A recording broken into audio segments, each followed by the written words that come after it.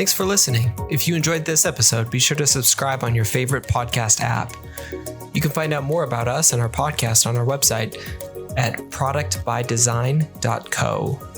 You can also follow us on Twitter at prodbydesign.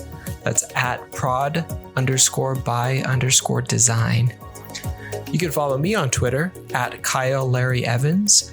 And you can also find Eva on Twitter at Yan Chow Chow. See you next time.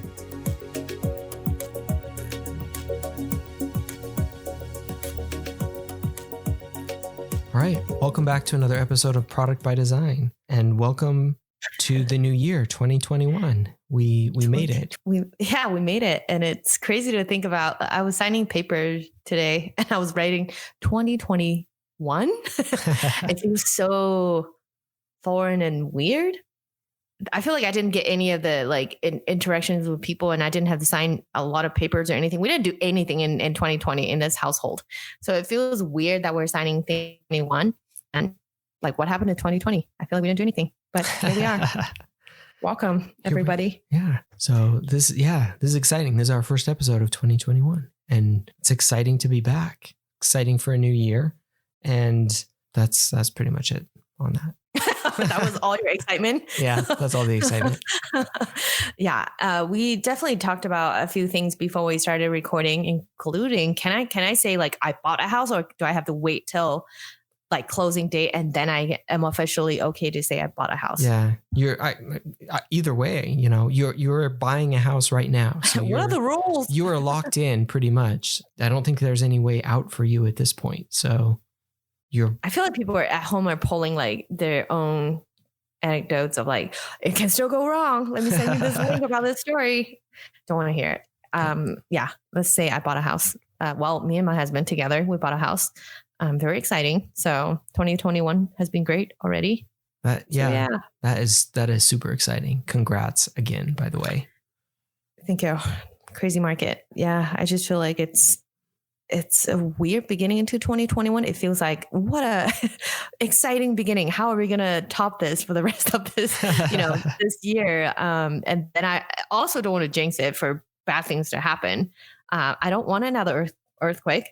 Yeah. That was something that we actually were talking about homeowners insurance, and we're like, yes, we need earthquake insurance. Do you guys have that in your homeowners insurance? We don't right now. No, not yet. So it's one of those interesting things, like as you start to look into it, it's actually interesting and difficult and a little bit expensive to get. So, and they don't do it all the time. So you can only get it at certain times, like in between like disasters and things like that. So it's not, you'll have to look at it. And we, every time like something comes up too, we're like, oh, we should look at it again. And then we like weigh the costs of it. And it's like, oh man, because my parents have it, but they got it a long time ago when it was very, very inexpensive. And like, they were very fortunate to be able to do that through like their homeowners insurance. Now, I don't think homeowners insurance do it. So you have to go through like a national agency, and only certain ones do it. And other people are probably more familiar with it because we looked at it a little while ago. But it's super expensive, and you can only do it at certain times. And anyway, a whole bunch of different things. And we were like, oh man, this is difficult and a little bit interesting. So we'll revisit this again in a little while. Anyway, you'll have to see how your miles vary on that as you look at it. I really hope that we'll never need to use it, because that last go around was kind of scary. Yep. It was just like, whoa, easy. Like, what is happening? Is this really real? And I know that we have spent significant amount of time when it happened.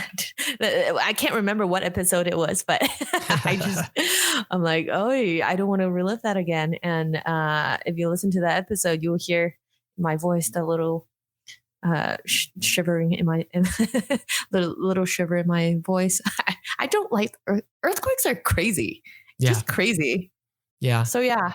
Yeah, no, and for a while too, like we like any tremor in the house, like even if it was just like trucks going by, which happened all the time. it felt very jarring, and it's like, Yes. oh no, is it happening again? And we lived through that for a long, like months and months. It's crazy just how much that people who are listening in California are just like, these people in Utah can't handle their earthquakes. No, you're right. We can't. It was very, very traumatic. Nobody should get used to it. Yeah. It doesn't matter where you are. It doesn't matter where you live. Like, that's not a natural thing to just happen. I know it's a natural thing, but I want my feet on the ground and I want to stay upright along with my home at all times. And I do want to tell you though, immediately, like the day after, I was like, do I just start wearing a helmet in my house just in case? Because you never know. You never know. I also live on not the ground floor. So, but that was our episode of home ownership, homeowners insurance 101, episode 1. Thanks for listening. But yeah, very exciting beginning to 2021 and very happy to be here. First episode of the year. How's work going? All good. Exciting to be in a new year and get kicked off again on work stuff. So it'll be interesting how things start to play out, especially with the coronavirus vaccine like coming back in. I don't think that we'll be this is probably a whole episode in itself, but I don't think we'll be returning to the way things were, but I do think that we'll be seeing an acceleration like we have of the trends that were already going on for a long time. So the remote work, all of that. But as people are starting to be able to go back into the office, like how do we start to balance that? And so those are the interesting problems that all of us are probably tackling. And then the software solutions that come along with that, which are the things that we're working on. So that's like some of the product role that I work on, which is exciting stuff. So anyway, it's cool. That's awesome. Yeah. Do you feel ready to be at work already? To be at work, like at the office or back from the holiday? Two different things. From the holiday. Oh, back from the holiday? No, I don't feel like I ever quit. Like the holiday break is just, I don't know. There's just something about it that is just so good. You can't replicate it from even taking breaks throughout the year, like taking a vacation or whatever. It's not the same as the end of year holiday break because everybody is doing it at the same time, which means like everything just kind of pauses for at least for a lot of industries and a lot of companies, which is awesome. If yours isn't like that, I'm sorry.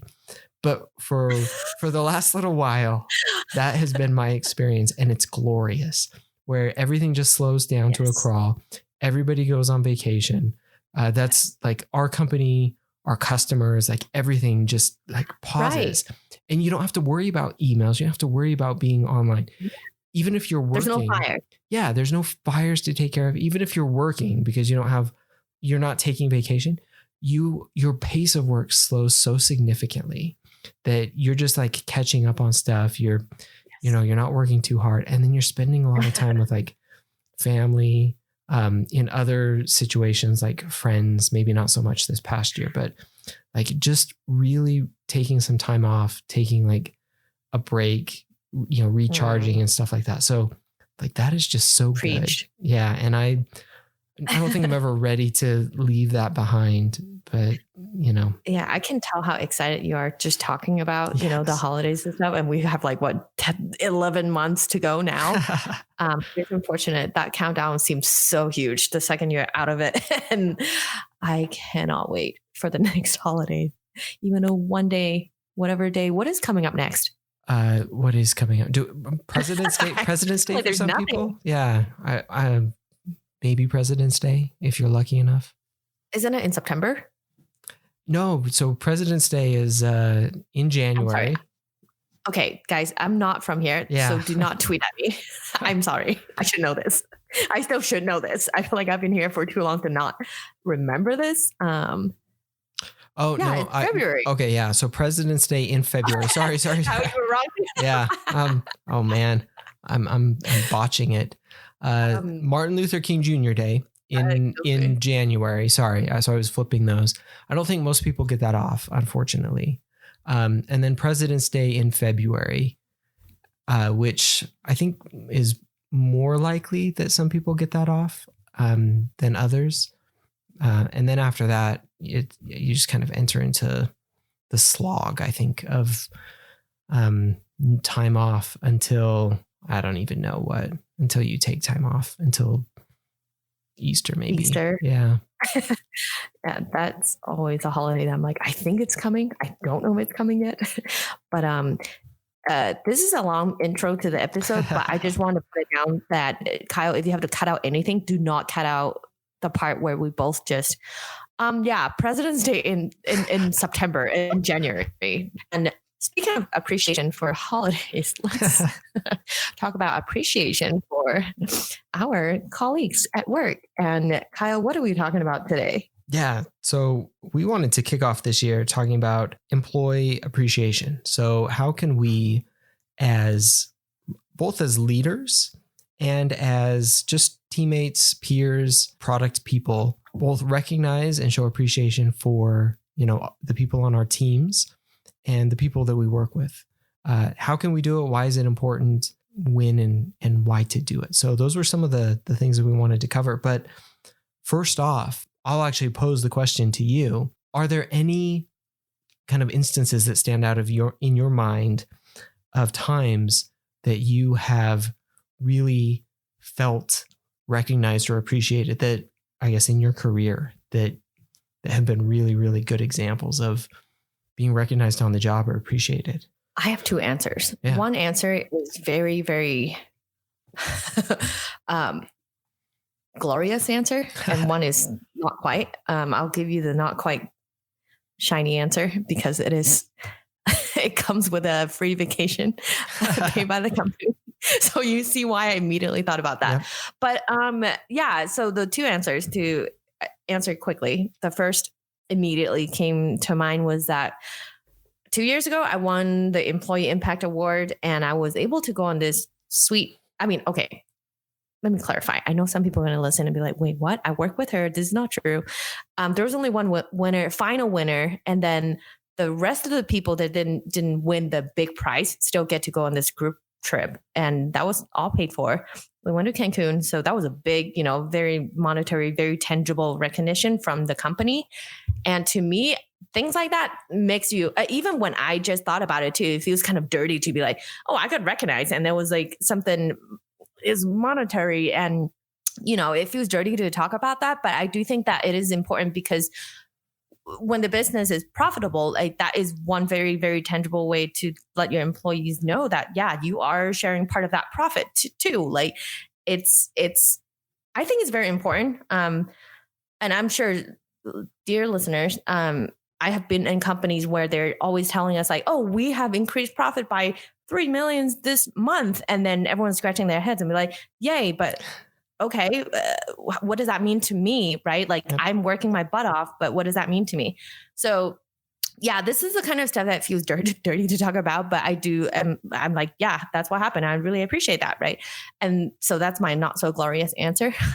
My second answer is just a lot of the day-to-day when even a coworker would message me on Slack and be like, hey, I really appreciate you doing this thing. Those things to me are much more like personal and genuine. And it's like a direct impact from me to another person. So those are very much like, yes, I'll remember you forever for this. Thank you. So did I answer your question? Yeah. No, even what you asked for? Yeah, no, that's exactly it. I think those are great. Those are some great examples. What about you? I want to hear, in your experience. There's probably a bunch that stand out. So maybe I'll call out two examples right now, and then I'll use a couple other examples probably throughout. One is probably similar to the one that you mentioned first. And it's not, I don't even feel bad about it because it wasn't nearly as big as like going on a vacation, but it's like the employee of the month. It wasn't even like that big of a thing, but it was like being recognized across like the company for just like the impact of what like I was doing, and just having that like formal recognition of here is everything that Kyle has done. Here's why it's so important. and all of those things. And like, here's like the little award that goes with it and everything. Like those are important things. And it feels like really good to get that like formal recognition, even if it doesn't come with some of that monetary benefit. Though, like you said, I think that that's really important, especially as a company. If, if you're doing well, like that should be shared with the rest of the organization and all the employees who are helping make that happen. And then very similar to the other example that you gave, some of just the comments, I actually for a little while started to save, I had a folder just called like nice things or something like that. I forget what it was called. But just had like nice little notes that people would send over with just like appreciation or praise or something like that. Like, hey, this thing went really well, or you did really great on this thing, just as like a nice little folder to revisit with nice things that people had sent over. And those types of things are, I think, really helpful because they're a lot of times unprompted, or not necessarily unprompted, but just unexpected. Unexpected along the way. Here's not necessarily any reason, but just praise for doing something, recognition for helping out or doing something. So I think those are kind of on different ends of the spectrum, and I think we'll talk a little bit more about that, but important in their own individual ways, like kind of broader recognition and some of the less formal, less broad recognition that you can get. So those are two that kind of stand out as examples for me as well. Yeah, I really love that. And I kind of like that what you mentioned about the employee of the month, like even though it's not like, oh, you get a free vacation, but that recognition of like your work actually matters in front of everybody. Like they know you like as the person who directly impacted the business, I think it feels really good. Right. Yeah. Yep. It does. So I guess let's talk about that. Like, first off, why is recognizing employees important? What is it about that is important for, for people on your team or for people that you work with? Where do we start? I immediately also want to mention that like working in product too, especially in product, there are oftentimes so many opportunities to get really frustrated, right? Like it doesn't even matter. It's external factors or internal factors. Product is just an industry that I feel like everything can be moving along so nicely. And then one thing changed and then everything's kind of domino effect. And that's when everyone's like, right. And I think those are the moments that you kind of need to, I guess, with recognition, you can kind of offset those negative moments and use that as like, okay, I remember why I'm still doing this, why I still love doing this, or like this team matters to me. So that's kind of where I started thinking when we brought up this topic too. Because really the bad days are the days that I probably would need to look at that nice things folder mentally a little more than others. So yeah, but sorry, did you even ask me a question? I just jumped in with that thought, but I think it's very important. I think for product, it is a lot of very intangible fires that we're often putting out with many people involved. Yeah. I think that touches on, one of the things why it's important, especially for our teams, product and design can be very much in the fire all the time. And a lot of times behind the scenes, like if things go right, that's kind of shared by a lot of people. And if things go wrong, I feel like, we can be on the hook for that. Or, one manager that I worked with, like always kind of pointed at us as like, we're the single throat to choke if things happen like that. And that was a phrase they always used, was like, you are the throat to choke. So like if things go bad, you will hear about it. And that's pretty much like the way that I think a lot of product teams operate is, there has to be a single person on the hook for a lot of things. And often that's, the product people. And so for better or worse, with, you have a lot of the ability to influence the direction. So a lot of influence, a lot of leadership ability, but also a lot of the responsibility. And so when things go wrong, like you shoulder a lot of that. And so helping to ensure, I kind of think of why is it important to recognize and why is recognition such an important thing? I kind of think of it for three reasons: to help motivate our teams, to help keep them engaged, and to help job satisfaction. Because heaven knows that there is a lot of times that it can be very, very difficult. So making sure that everyone has those three things, like you're able to stay motivated, engaged, and satisfied in what you're doing, being recognized for those things, whether it's broadly, informally, or just personally and informally, can go a long way in doing that. And I know in a minute we're going to talk about how they should happen or when they should happen. And I have one angle that I think it's often, not often, it depends on the team. Just one angle that I want to bring up, but a little tease here before we get to that. But yeah, I agree with what you said. And again, I guess for me too, just that same thing. On the bad days, I would love to look at that nice things to keep me going. Yeah. As I was looking at it too, so I found two like pieces of data that had been, I think, surveys that two different companies had done. So Towers Watson, it looked like, did a survey a little while ago that found that engagement through properly recognizing employees, especially like on your teams, you were able to increase employee engagement by about 60%.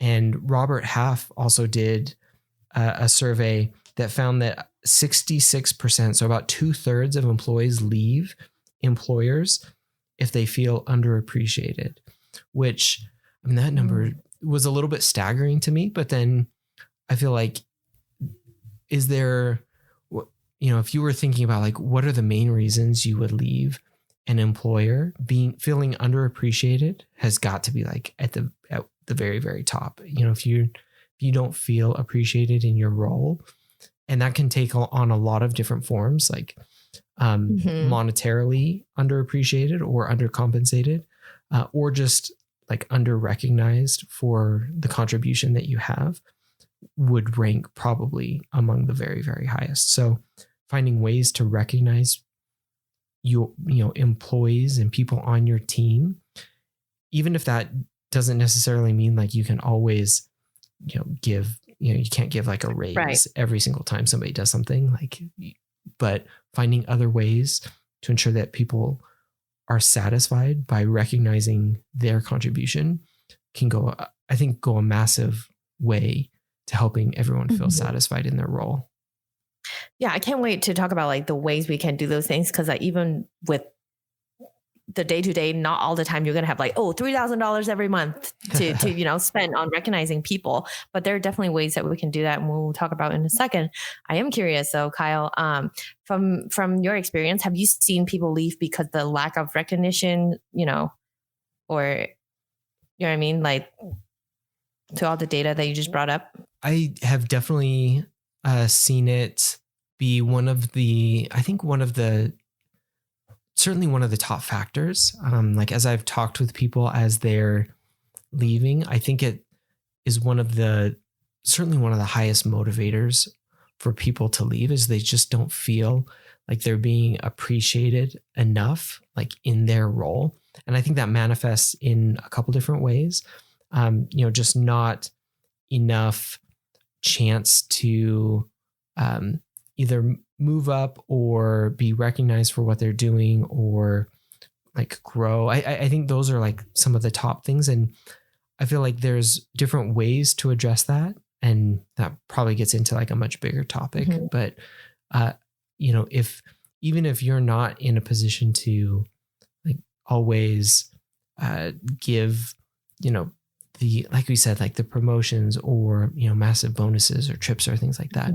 Like, I think that there are other ways to ensure that people still feel like they're getting the recognition that they deserve for the work that they're doing, and can still feel like satisfied and motivated for their contribution on on a team. So yeah. And my mind just kept popping up all these ways that I've seen people done recognitions on their team. And I guess before jumping into the how, where should recognitions come from, and who should be sharing these moments of recognition? Yeah, that's a great question. So I think first off, it's probably most important that leaders are recognizing the members on their team in various ways, and we'll talk about how to do that.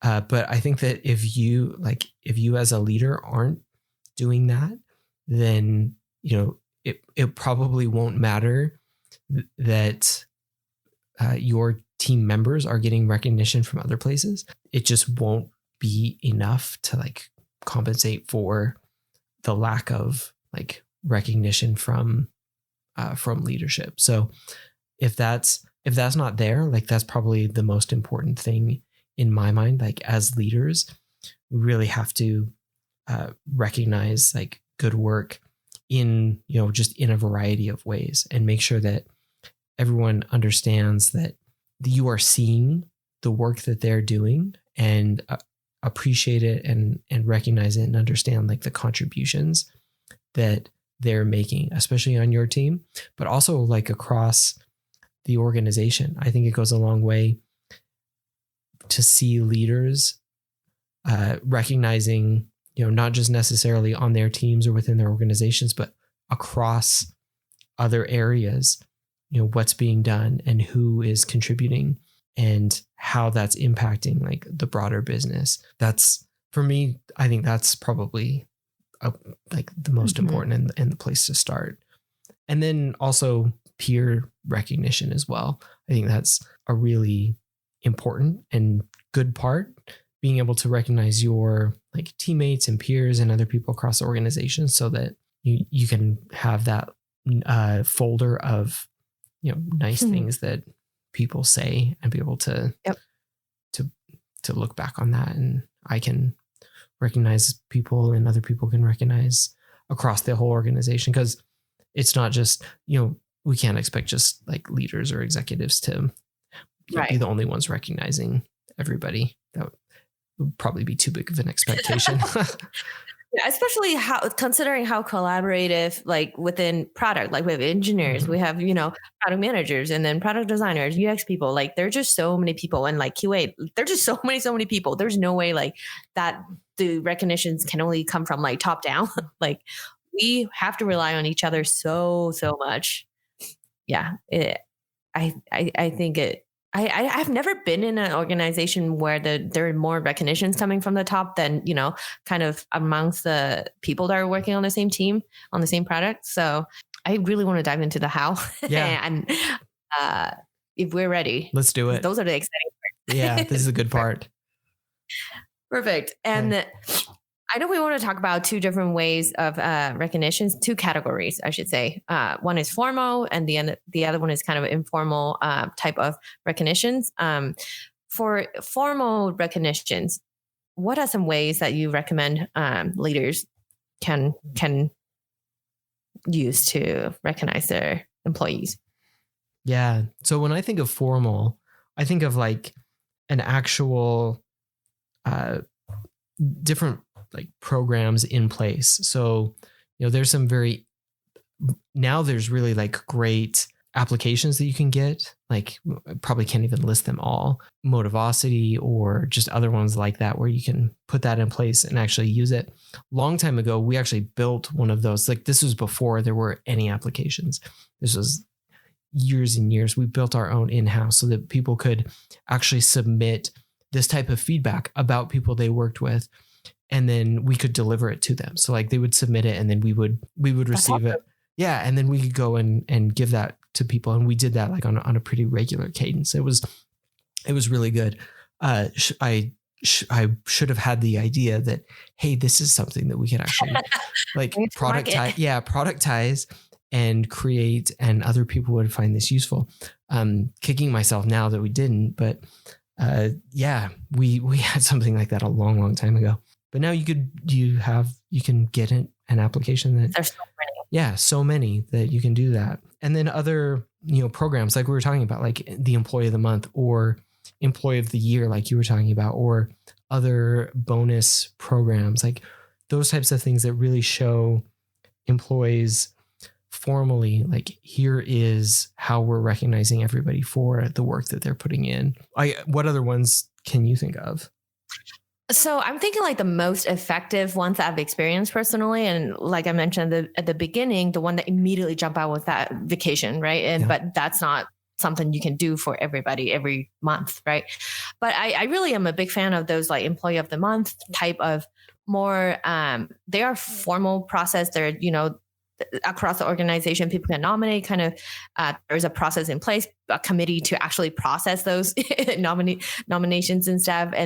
But the cost of those are definitely a lot lower. And even putting someone's name and face in the beginning of your, quarterly reports and say, this is the employee of the quarter or whoever, right? I think those are very, very important because it really sometimes it's not, I think as employees, I think we're not always sitting down there and just at our desk counting where is that $1 billion profit, from last year going. And I guess maybe I'm speaking for more than myself, but I personally just feel like I just sometimes want you to see me as a human and just know that what I'm doing matters, right? And I'm not saying that's everything I need. I still need that paycheck, but those formal, but still has a lot of human elements, in it, those kind of processes to me means a lot. So yeah, that's the one that I really, really support. And I think those are also a lot easier to do on smaller teams, on even just your own areas, not across the whole company. And I remember once upon a time I was on a design team that was very similar. Even though it was just our team, it felt very, very great. It's like, oh, this month, Johnny Appleseed here is our, team person of the month. And those are always opportunities for everyone to kind of see how to, pick their brain a little bit of like, oh, okay, what has this person done? It's really cool to learn from, those opportunities too, when someone is spotlighted that way. So yeah, those are, I think more impactful than people think. It sounds very artificial, but it's not. It's, of course you have to be genuine with this process, but I think these are higher impact than people think. I agree completely. It sounds contrived. I agree. And when I think of like employee of the month, it sounds like one of those like really stupid things that you get like your picture on the wall and it's like, that's really stupid. But when it comes down to it, it's like, no, I really want that. Like I want my picture on the wall because it means more than just like, you've done something or you've just got your picture on the wall. It means like, hey, people are recognizing the contribution that you've made. Like everybody's working hard. And you are working hard. Like, people on your team are working hard. I know people on my teams are working really hard and I want to recognize them. I want everyone to know that and to find the avenues to do that, whether it's more broadly or whether it's just like within our team. Like say, within our group, we're going to have, recognition once a month to highlight things that people have done. And, we're going to couple that with, some sort of gift card or some sort of prize and, just make sure that everybody is being recognized in some small way. Like those things, I think, go a lot further than we give them credit for at first blush.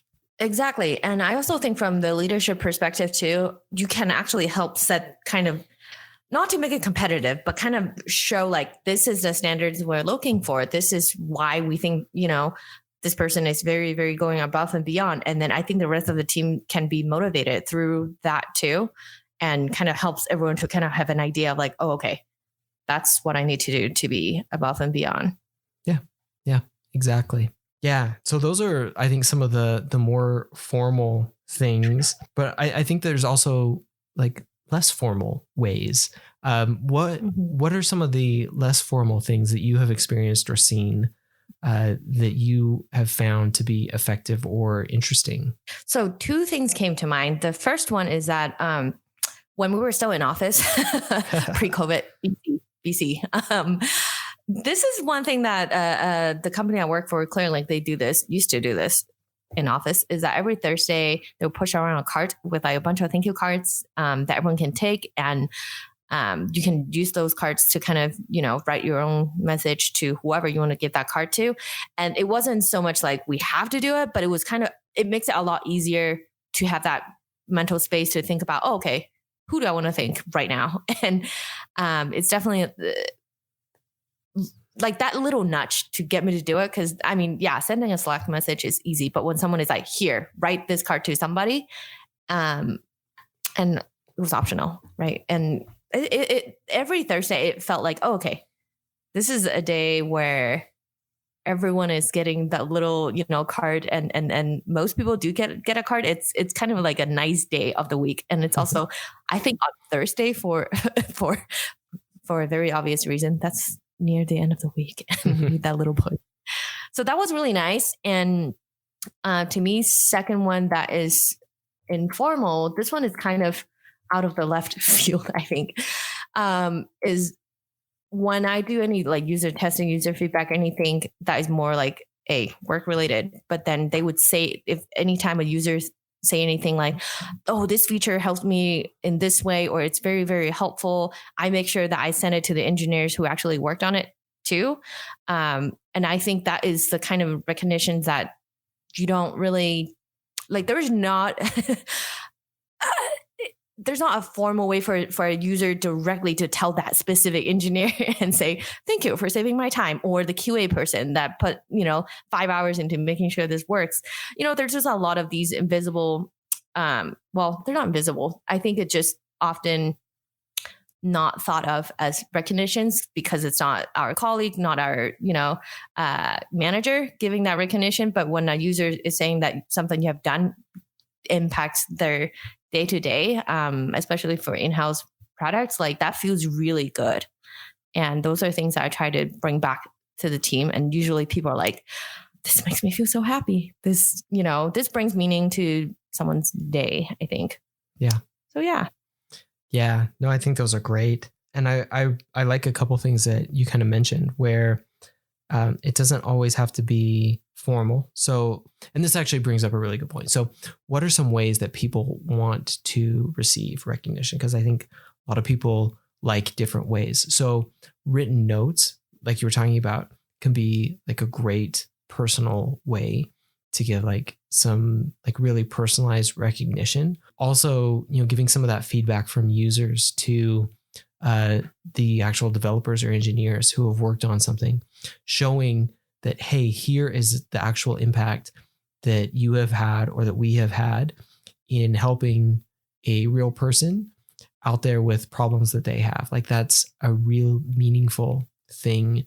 And then finding other ways too, like that people might just enjoy or like being recognized, or having some small gift or small recognition, just kind of personalized in some way, whether that's, I think of like some small like treat or some small personalized gift or something like that, depending on the occasion or the person or something like that, can be like very meaningful, like, and even more so than like a gift card, I guess, depending on what you're trying to achieve with it.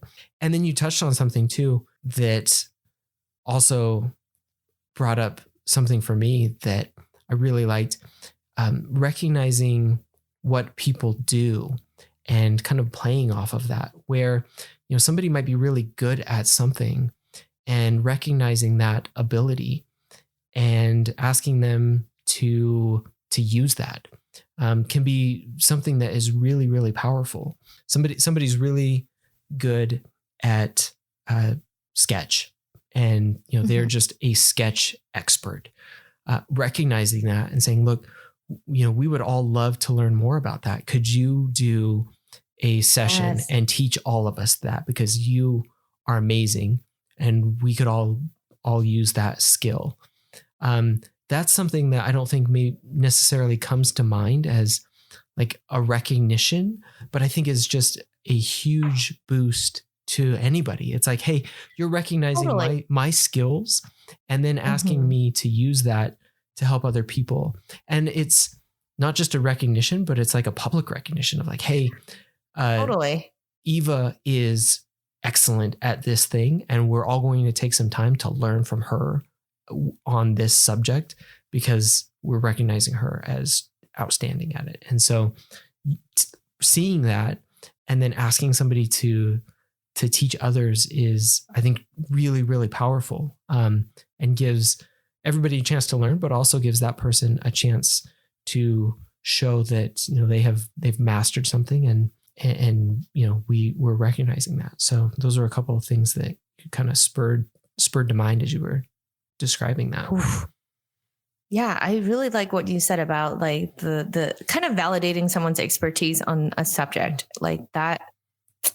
I really, really like that point. And I remember moments in my career where I've seen, you know, that kind of recognition happen. And I think in design it's a lot easier maybe because it's more like portable skills that you can showcase in, you know, a set amount of time versus like product management. I don't know what you guys can do in like, let's say a 20-minute session. Right? What skills do product managers really have? Maybe that should be the next episode. We talk about what skills does it actually need? And no, that's so not true. You guys have a lot of skills. I think those are also skills that are not hard skills. Those are a lot of they're hard skills too. But I think successful product managers that I've seen, those are usually people who are very ready for unexpected events to happen, and they're very good at responding. And that's kind of the common thread of people that I've seen that are really good at it. And that's the kind of stuff you can't really put on a resume, right? Like good at responding to crises. Like how do you quantify that? Anyways, but that's your area. I'm gonna backtrack to what we were talking about now. Portable skills. And I remember, like those sketch sessions or whatever it is. I remember my coworkers one time got to like talk about how to build an animated SVGs, but that was more during my web designer days. It felt really good. Also, I feel like it's more, I guess I was more receptive to learning from a peers than like someone on YouTube. Yeah. So that was really great. But I really love that point of validating someone's expertise through that. It's a recognition and also a benefit to the team to learn. Yeah. It's an opportunity. I love that. Yeah, I think that's great. And I love too. And we were talking a little bit about this, I think before Christmas. It goes back to our gift card discussion, like getting something for somebody that they wouldn't otherwise get for themselves can go a long way. Like you may not, and that's where like a nice gift card can be something that's really nice. Or if you're just like, you know, I may not actually like get a box of cookies for myself, but man, I would not say no to a box of cookies. And it would be like, oh man, this box of cookies is great. I wasn't going to go buy it, but I am happy about it. So like those are like those, if you're plotting it on like the diagram, those are like those delighters. So yes, how can you find those little delighters? Oh, wow. Now you got me thinking about cookies and then reminded me I have not even finished my Christmas shopping. But anyways. I know. And it's like right before dinner that we're recording. And so I've got cookies on the mind, obviously.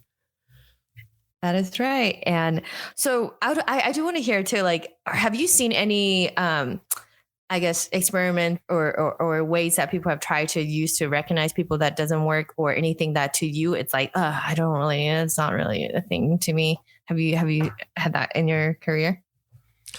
Yeah. And I think I think there's probably a couple different things where I've seen that, and it's probably where I'll try and think of a couple examples, but I think for me, it's where it's the same recognition for everybody when not necessarily everybody wants like the same type of recognition.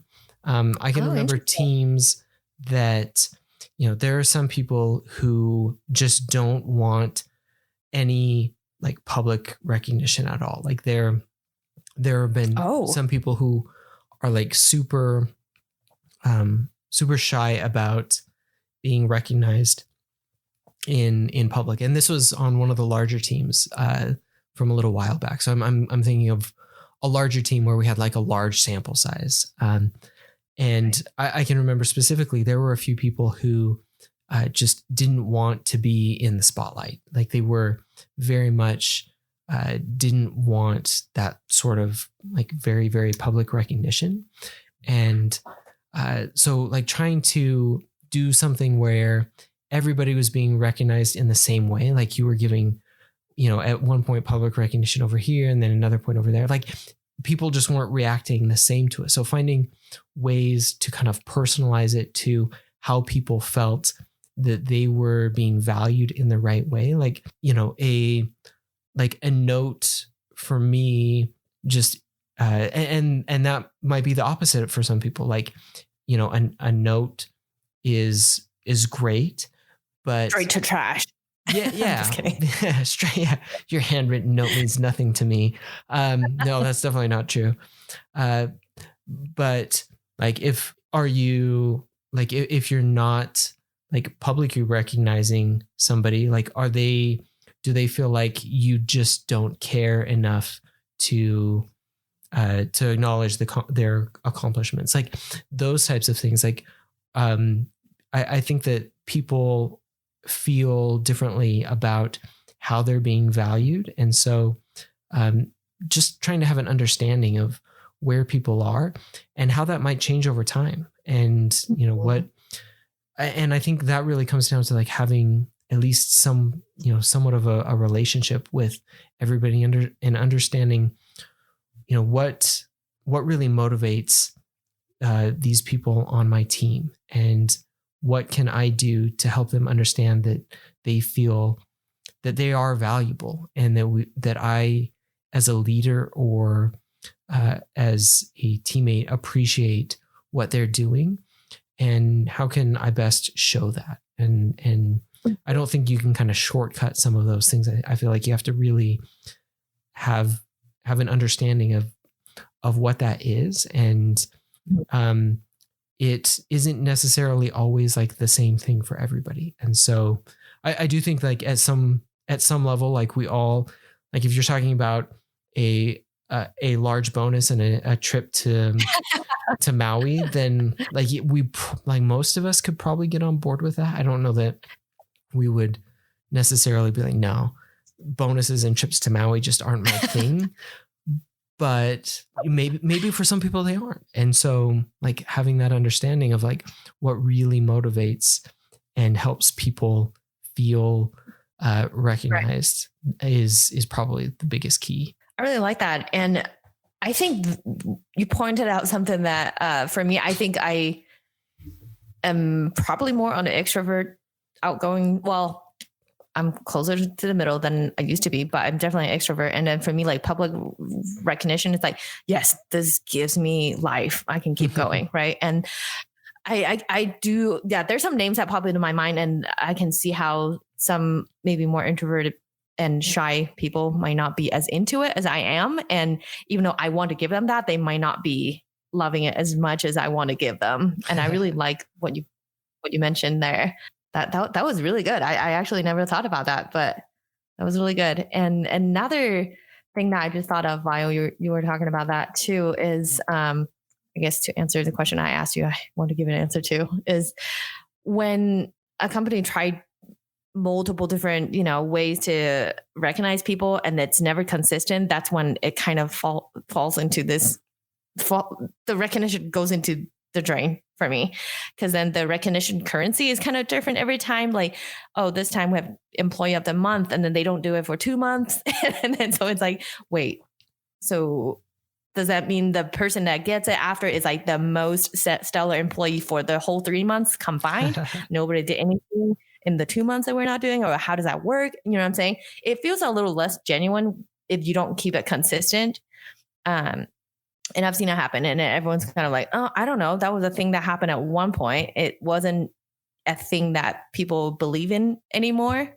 So that was kind of like, yeah, it was whatever. It was cool for a hot second. And I think that's also another thing to avoid.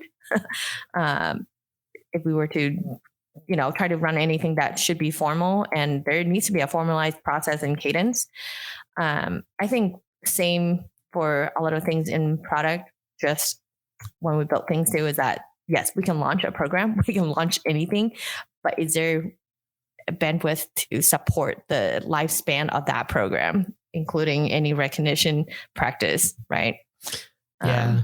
No, you bring up a really good point. Like if you don't, especially with some of the formal things, like they lose a lot of their luster if you don't keep them going. I've seen something similar. Like if you do it and then drop it and like pick it up again, like it just doesn't have the same effect anymore. With like employee recognition, like the consistency of, especially of some of those formal ones, is really built around like having a consistent cadence and everybody understanding like, hey, this is a real thing, and being able to kind of count on the, when we're going to do it, what it is, like what it entails. Right. And people will expect it. And there will be people who are secretly trying to work a little harder to be like, I think I can make the next employee of the month. And at one point, I'm not going to lie, I've been that person that like way too aggressive about it in my younger days.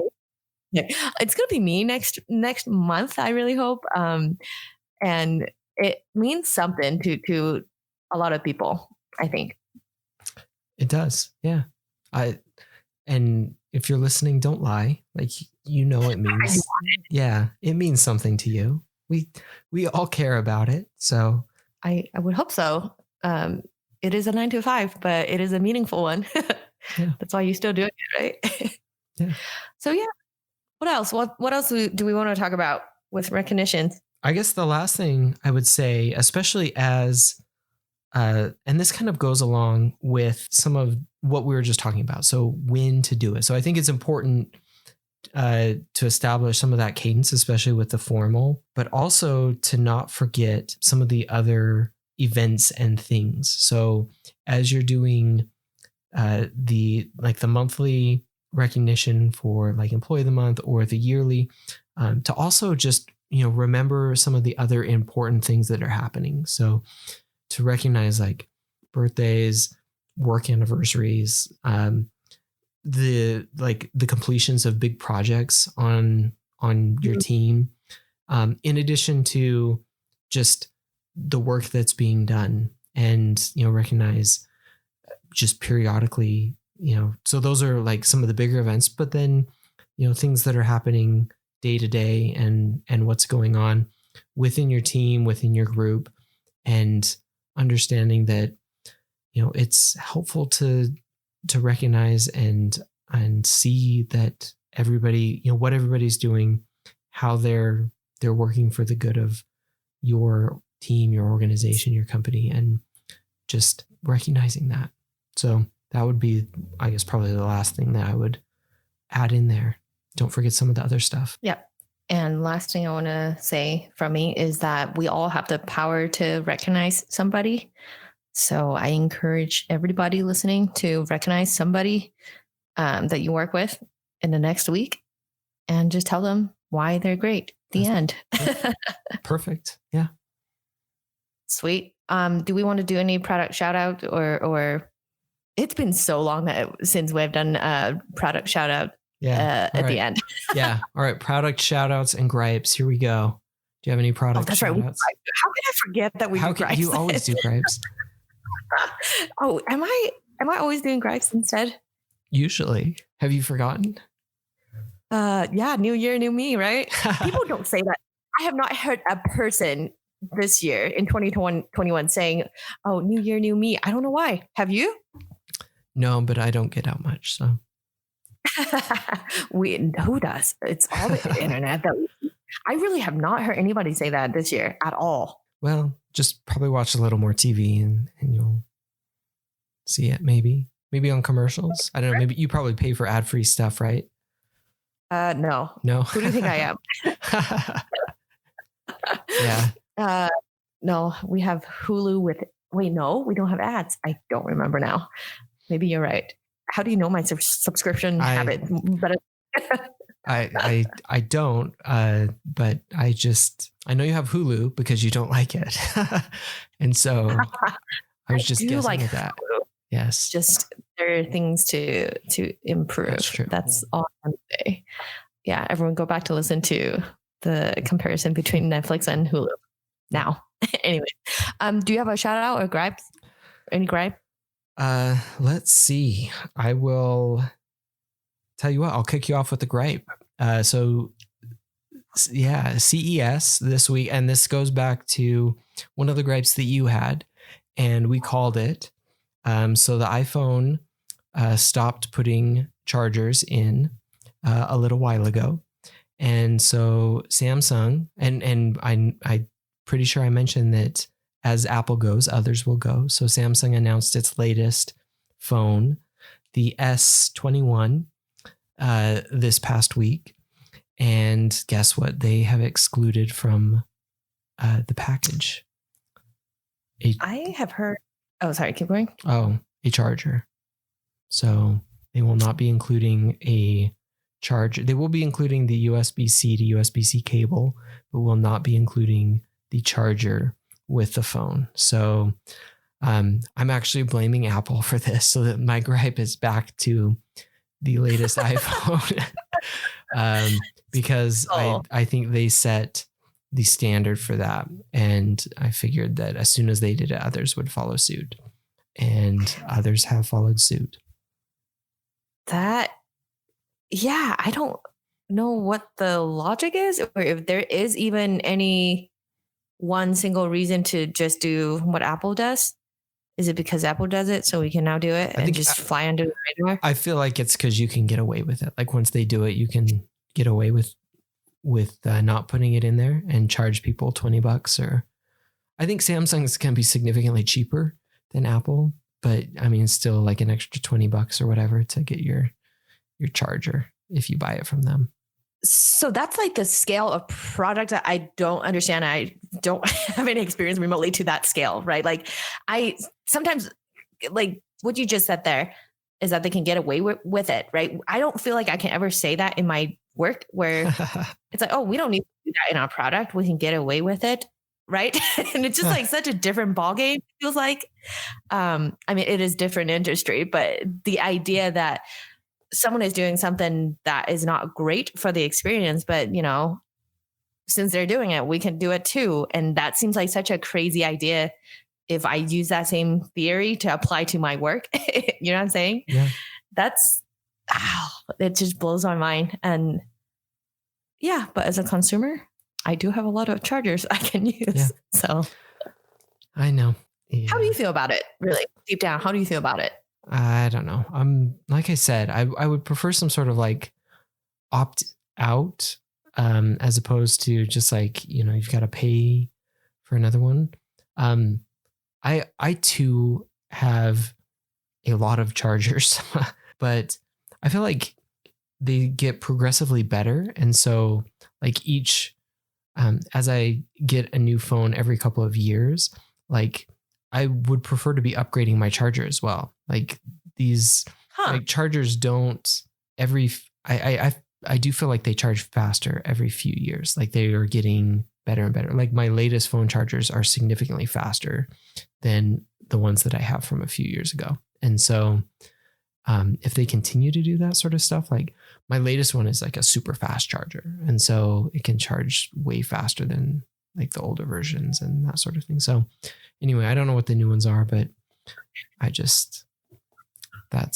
don't know. I don't want to pay an extra $20. So I would prefer it just came with it. Let me decide what to do. I think they're all also using the reason of environmental reason, right? That's the first one. Yep. Also interesting to me. But yeah, thank you for that gripe to complete our collection of Apple gripes. And this week, I'll keep mine short because I am afraid that I'm going to get, I don't know, hunted down by all the names that I go after. This one, I'm going after Google. This moment happened. I promise you, everyone has run into this. I am putting down $1 to bet on this, is that when you use Google Hangout to try to do a video call with somebody, do you hit the phone button? Do you hit the video button, and after you hit the video camera button, do you choose send them a meeting link, or do you choose send them a video call? There are too many options to connect with somebody on Google Hangouts. And I'm not saying people are not using all of them, but the problem is that when I hit the camera button, like, I just want to call a person. I don't know if I should send them a meeting link or call them through voice or whatever. And I hope that I don't know. I think it's always interesting because, again, like, that scale of product is very different than what I personally have experience with. So I have no idea how they make their decision. And it's always like looking from the outside, trying to guess what they're doing. And understanding that they have like Google Meet, which is sending a link to that person to start a meeting, versus the actual Google Hangout video call, like, which is, to me, kind of the exact same thing when I'm doing a one-on-one conversation versus having a meeting. That I probably would do a link, right? But yeah, so there's just a little bit of like, to me, if somebody has just, started using this, how is Google helping them to make that decision? And right now, it doesn't seem like there's anything to show them which one to choose right now. So yeah, Google's not going to sponsor us now, or Apple. So that's my gripe. It just, it jumped out to me as a moment of like, I don't know what to do. So yeah, you're pretty kind with that. Google's suite of those different things, from messaging to video calls, it has been and continues to be a hot mess. So, and I don't think you'll find anybody who would disagree. Like I don't even know if they know like exactly what their strategy is. So I would be interested to hear. We'll have you on, anybody from Google who wants to talk about it. We'll put a voice changer on. I'm sure you have 10 already if you want to talk crap about Google on a public forum. So contact us. Yeah. But yeah, that's very interesting. Now I just remember, what is the other one that they have? Google Duo? Yeah. Is that the one? Don't know what that one does. Yeah, that was, I don't know if they still have it. That was one of their voice video. Yeah. I've never used it. I know I have it. Oh, I had it on my phone before. But anyways, yeah, Google, get it together. And thank you for supporting my gripe and pushing it even one step further. Yeah, anytime. Oh, I do still have it on my phone. Never going to use it.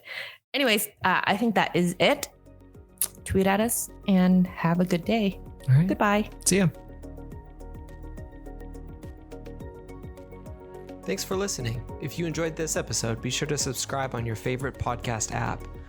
You can find out more about us and our podcast on our website at productbydesign.co. You can also follow us on Twitter at prodbydesign. That's at prod_by_design. You can follow me on Twitter at Kyle Larry Evans. And you can also find Eva on Twitter at Yan Chow Chow. See you next time.